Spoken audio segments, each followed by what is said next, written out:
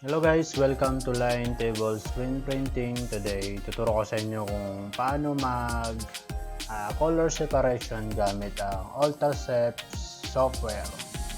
So, yung nakikita nyo ng actions dito guys. So, maraming actions po ito. So, ayan po yung ULTRASEPS na action guys. Actually, hindi siya free. Mabibili siya for $200, so medyo expensive siya, pero I think worth it naman to kasi ang dami niyang actions na pwede natin magamit kung nasa business tayo ng custom printing, kasi i-automate niya po lahat yung mga actions, so hindi na tayo mag-edit ng manual, automatic na po lahat yung process. At may mga enhancement din siya guys. Pwede nyong fix yung image nyo kung malabo yung image ng customer, pwede nating image fix. Yan, may basic, intense, tapos ultra sharp, tapos meron din enhanced image. Kung low resolution yung picture natin, meron din siyang ultra low resolution enhance. So, pwedeng basic lang na enhancement, pwede ding malaki. So, yung maliit nating image guys, pwede niyang palakihin. Kailangan natin yun. Kung ang sinabit lang na image ng customer natin is maliit lang, tapos malabo pa. So, napaka-useful itong mga actions na to guys. Saka sa spot color, meron din siyang ito, spot color. Meron siyang automatic na process din, hindi na natin magmamanual. Meron siyang sa MYK, yan, SEPS. Tapos meron din siyang SIM process. Yan guys. Yan. Ito, ULTRASEPS SIM process. Ito po yung spot color na may halong solid color. So hindi siya totally sa MYK, pero yung process na parang ganun din. Kailangan din ng halftone. So maganda to guys kung hindi gusto nyong mas maganda pa sa SMYK yung print result natin. So for now, our video guys, gagawin lang natin is yung basic spot color lang. So automatic process po ito. So nakikita nyo guys, may image siya dito. Yan. So before that, kung gusto nyo pong i-install to guys, punta lang kayo sa website nila. Ito yung website nila, m.ultraseps.com. So download nyo lang po dito, may free trial po sila dito sa baba. Yan, free trial for 15 days. So yung gamit ko now is free trial lang din, so makikita nyo mamaya. So for now, punta tayo sa image natin. Yan po yung image na i-color separate ko guys, spot color. So, kung unang gagawin po natin dyan is punta tayo sa layer, select na, make sure na nakaselect po yan. So, unang gagawin natin, tatanggalin po natin yung background. So, bakit ba natin tatanggalin ito? Kasi para makuha natin yung eksaktong size ng image. Kasi kailangan natin ng eksaktong sukat guys, para hindi tayo sumobra, hindi tayo kukulang. So, gamit lang tayo ng Magic Wand tool. Ayan, click nyo lang yan. Tapos click nyo sa background, yan. Right click, click for natin yung similar, yan. Tapos delete, click nyo yung delete sa keyboard nyo guys, ayan. Delete na po, tapos select, deselect natin yung mga select. So wala na ang background yan guys. Tapos pwede na tayong mag-size nyan. Click nyo lang dito guys, ito. Tayo sa image, yan.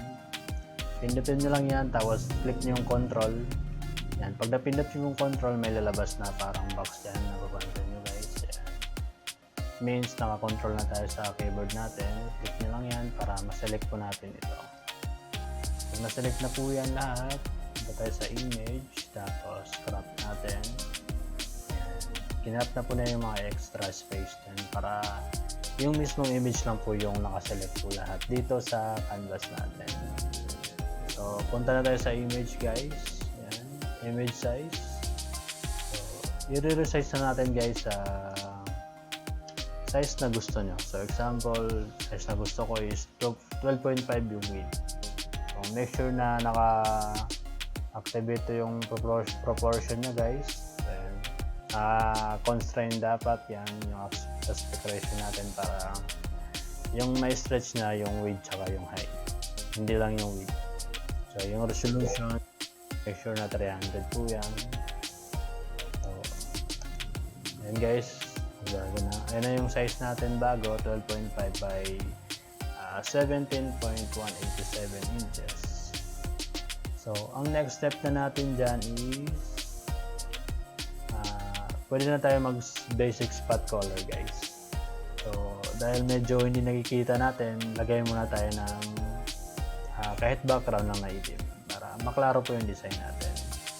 So gawa lang tayo ng new layer. Ayan, ito po. Tapos punta tayo sa paint bucket, lagay lang tayo ng itim. Ayan, ito po yung itim. Ito yung design natin, make sure select natin ulit yan. Ayan. So next step na gagawin natin is ito na. So punta tayo sa basic spot color guys. Ayan po yung pipindutin natin. Continue lang po natin yan. Tapos make sure naka-activate yung invert. Ayan, check nyo yan. Tapos pipili lang tayo ng kulay guys. Example, pipili natin kulay red. Ayan. Yung fastness nya, isagad nyo lang or pababaan nyo. Depende sa inyo guys. So sagad lang natin yan. Automatic na po siya na nalagay. So saan ba napunta yan guys? Mati-check po natin yun sa channels. Ayan. Ayan po yung spot color natin. Nasa channels po siya nakalagay. Spot color 1. So pwede natin ilalagay dito bago natin yung name ng kulay red. Ayan. So pinutin na natin tong RGB ulit. Punta tayo sa layers ulit guys. Make sure nakapindot po yung layer na to. Tapos basic spot color tayo ulit. Then select mo natin yung next kulay guys. Sample itong gray. So masyadong mataas yung fastness natin kaya babaan natin yan. Make sure na yung kulay gray lang po yung maseselect natin. Ayan. So I think 65 then 66 pwede na. Kasi pag pinatasahan natin ng ganyan guys, yan. Kita yung kulay white natin. So, kailangan natin babaan na mawala yung kulay white. So, 69 pwede na yan. So, and guys, naka-select na yan. I-check natin sa channels para double check natin. So, ayan po. Makikita nyo medyo may nasaling white dito. So, ulitin po natin yung process guys. Delete lang po natin, i-drag lang po natin yan dito sa delete. Yan. So basic spot color tayo ulit guys. Select natin yung gray. Mabaan lang natin yung fastness. I think mga 60 siguro. Yan. Yan. Double check na rin sa channels kung ayos na ba. So I think pwede na siguro to guys. Kasi yung mga excess na to, pwede na pong magtakpan ng white to. Kasi yung design natin, ganyan. So, pwede siyang magtakpan ng kulay white. Proceed tayo sa next color natin, yung kulay white. Yan, basic spot color pa rin. Pipindutin natin. So, select lang natin yung white. Yan. So, for this, sagad lang natin yung fastness or medyo may nakikita na dito guys, makikita nyo, ayan. Napansin nyo meron siyang kulay gray dito, so hindi pwede yan, balik lang natin ng konti, dapat mawala. So 143 pwede na to. Stop. So ayan po kulay white natin. Ito yung kulay gray, rename lang natin yan, gray. Tapos ito white. So, ayun na po yung spot color natin guys. So, hindi po kita yung white kasi white po yung background natin. So, next step po natin yan is kailangan matanggal natin tong RGB na to. Kasi kasi hindi natin kailangan yan guys. So para tanggalin natin yan, hanapin lang natin yung delete RGB channel. So scroll na lang yan guys. Ito, nahanap ko na delete RGB channels. Ayan. So pindutin lang natin yan guys. Ayan, automatic na po na-delete yung RGB channels natin kasi ito lang tatlo yung kailangan natin. So ang next step natin dito guys is lalagay tayo ng color ng t-shirt. So dahil ito lang yung design na nakikita, di nakikita yung kulay, ibang kulay kasi white po yun. So maglalagay tayo ng kulay ng t-shirt.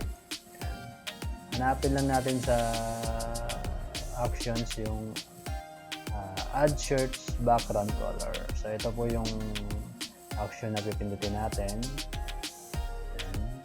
Click nyo lang yan. Automatic na pong naglagay yung background natin. Ito po yung shirt background. Kung gusto nyo palitan yung kulay ng t-shirt, pindutin nyo na po yung itong guys, itong kulay itim. Ayan. Pindutin nyo lang po yan. Ayan. Ayan guys. Tapos pag napindot nyo yan, ito po yung lalabas niya. Color. Pwede kayo mamili dyan kung kulay gray, dark gray, or kulay yan, red. So dahil pang kulay black to yung design na to guys, so kulay black lang yung saselect ko. Yan. For this kulay red naman, pwede nyo pong palitan kung anong kulay red. Or sa inyo, pwede mong gayong white din. Yan yung blue. So parang mock-up lang to guys na ano yung magiging result pag na-print na natin. So yung sunod-sunod din niya, yung in-order niya, naka-order po yan.